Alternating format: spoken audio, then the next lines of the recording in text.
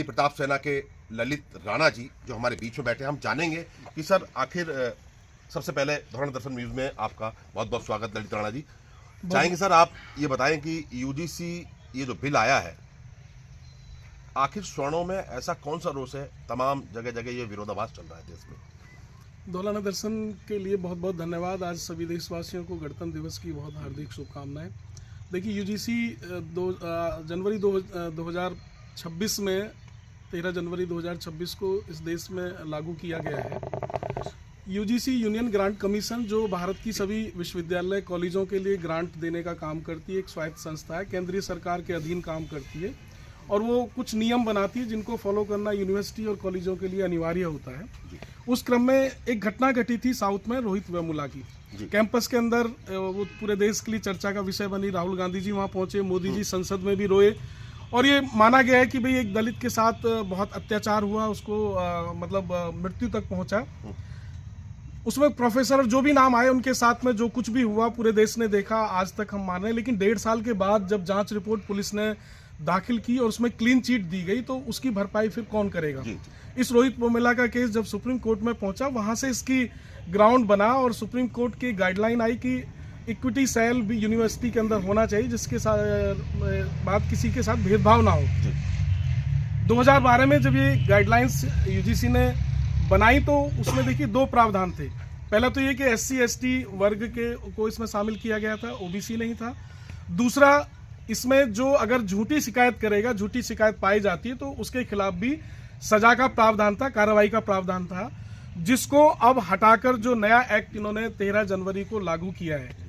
इसमें सबसे गलत बात यह है कि आपने सामान्य वर्ग को स्वघोषित अपराधी मान लिया है कि ये शोषक वर्ग है, क्योंकि उसको आपने इस इक्विटी सेल का हिस्सा नहीं बनाया है, जबकि ऐसा नहीं होना चाहिए था। दूसरा, आपने जो शिकायत करेगा और शिकायत झूठी पाई जाती है तो उसके खिलाफ भी कोई जाकर काउंटर नहीं कर सकता है। इसका मतलब कोई कितनी बार किसी को फंसाने का प्रयास कर ले, उसके खिलाफ कोई नहीं जा पाएगा। तीसरी, इसमें सबसे बड़ी बात जो इस एक्ट की एक धारा है, उसमें अगर कोई व्यक्ति किसी को फंसाना चाहता है, गलत नीयत से आरोप उस पर लगाता है, शिकायत करता है और वो ये भी चाहता है कि मेरी आइडेंटिटी छुपाकर रखी जाए, तो उसकी आइडेंटिटी को छुपाकर भी वो अपना डायरेक्ट कंप्लेंट कर सकता है पोर्टल पर और वो जांच शुरू हो जाएगी और उस पर कार्रवाई शुरू हो जाएगी, लेकिन उसकी आइडेंटिटी को छुपाकर रखा जाएगा। तो आखिरकार दोषी किसे मानते हैं आपको? कैसा कौन लगता है कि इसमें कौन दोषी है? सरकार दोषी है? एक तरफ रूमर ये भी उड़ रही है कि सुप्रीम कोर्ट ने ये कानून लेकर आई, सुप्रीम कोर्ट के द्वारा बनाया गया है, सुप्रीम कोर्ट का भी इसके अंदर कुछ हस्तक्षेप है इसके लिए। इसमें देखिए, सुप्रीम कोर्ट की बात अगर हम माने और केंद्र की सरकार की बात माने तो 1996 में जो सुप्रीम कोर्ट ने UCC का बनाने का बात कही थी और लगातार सुप्रीम कोर्ट कहती आ रही थी, सरकार आज तक नहीं बना पाई और UCC के चक्कर में UGC लेके आ गई। सुप्रीम कोर्ट ने तो ये भी कहा, डॉरी सिस्टम में जब सब लोग जेल भेजे जाते थे और उसका दुरुपयोग होने लगा देश के अंदर, तो उसी डॉरी एक्ट में संशोधन सुप्रीम कोर्ट ने कराया।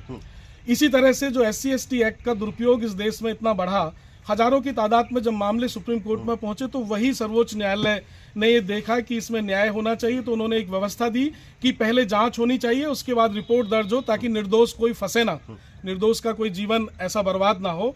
लेकिन यही सरकार थी, वोट बैंक के लालच में इन्होंने 2015 का अमेंडमेंट लाई सुप्रीम कोर्ट के अगेंस्ट जाकर और इन्होंने उस कानून को इतना सख्त किया और उसके दुरुपयोग आज देश भर में देखने को मिल रहे हैं। इसी तरह एक मको का एक कानून इस देश में आया था, आतंकवाद विरोधी कानून बना, लेकिन उसका उठाकर दुरुपयोग जब इस देश में होने लगा तो यही केंद्र सरकार उस कानून को वापस लेकर गई। अभी 3 बिल किसानों के खिलाफ इस देश में लाए गए, कहीं ना कहीं बिजनेसमैनों को किसान के गलियारों में घुसाने के लिए सीधे एक बड़ा आंदोलन इस देश ने देखा, दुनिया ने देखा और कहीं ना कहीं सरकार को अपने कदम वापस उठाने पड़े। आज वही स्थिति है। हम ये चाहते हैं कि कॉलेज में और यूनिवर्सिटी कैंपस में छात्र में जातिवाद होता ही नहीं है, मतलब जाति की पहचान होती ही नहीं है। नहीं, एक देश एक कानून तो होना ही चाहिए, दुनिया में है, किसी देश में नहीं है, लेकिन छात्रों के बीच में जातिवाद नहीं आता है, छात्रों के बीच में जाति द्वेष नहीं आता है। मैं जवान नवोदय विद्यालय दादरी से पढ़ा हूँ, पड़ोसी गांव है गालन, वहाँ जाटव समाज से रामवीर नाम का युवक मेरे साथ पढ़ा, मेरे साथ सोया, मेरे साथ खाया, कोई भेदभाव हमारे। दीपक कुमार दिल्ली से जाटव समाज का युवक मेरे साथ पढ़ा, आज संबंध मधुर संबंध है। हमें पता ही नहीं था जातिवाद क्या होता है कैंपस के अंदर, लेकिन ये जानकर, क्योंकि एक साइलेंट व्यवस्था में चली जा रही है कि हमें स्टूडेंट्स को भी लड़ाना है और ये पढ़ने की दिशा में ना चल निकले, कोई होशियार बच्चा कुछ अच्छा मानव संसाधन बनकर इस देश की सेवा ना करने लगे।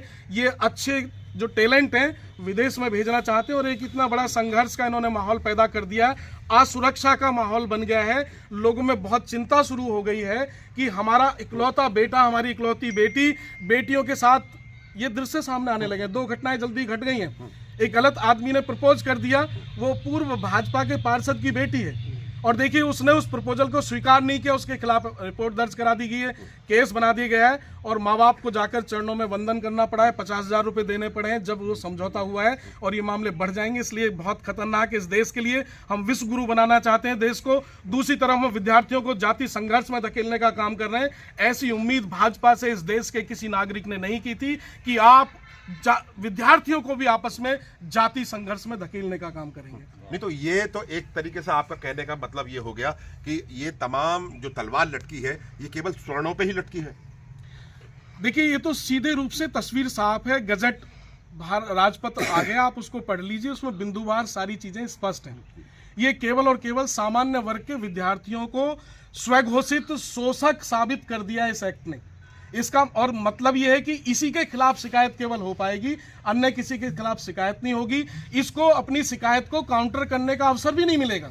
अगर सरकार आपके अनुसार इस बिल को वापस नहीं लेती है या इसके अंदर कोई संशोधन नहीं लाती है तो राणा जी लगता है कि 2027 का जो बीजेपी बिगुल बजा रही है, 2027 में चुनाव आ रहे हैं विधानसभा के उत्तर प्रदेश के अंदर, तो उसके लिए क्या लगता है कि कहीं ना कहीं डगमगाएगा स्वर्णों की वजह से ये यूजीसी का जो बिल है? देखिए ये विषय ना